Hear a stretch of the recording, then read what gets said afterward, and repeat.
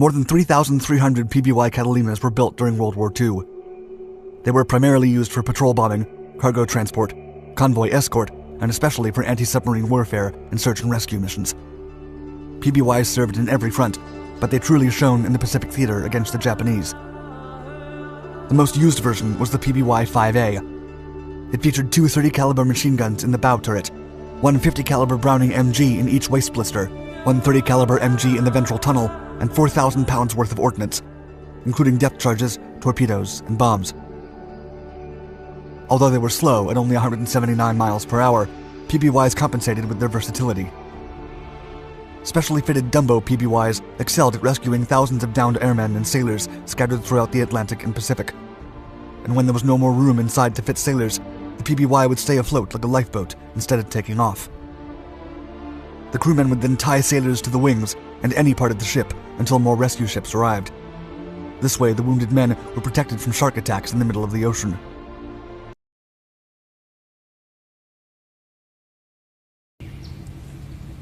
We found the best way to taxi the Catalina on water is with full-up elevator.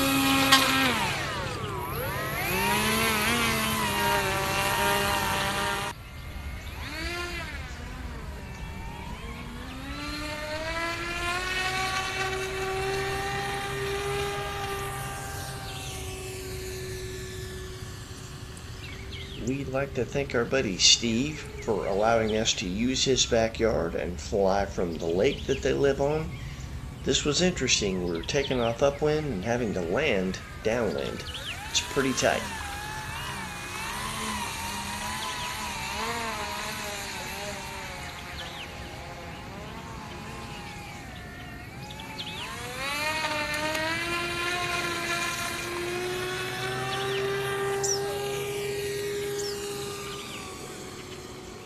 This one did really well off the water. It gets on step easily and lifts off the water easily. I've flown some seaplanes that seem to be almost stuck to the water.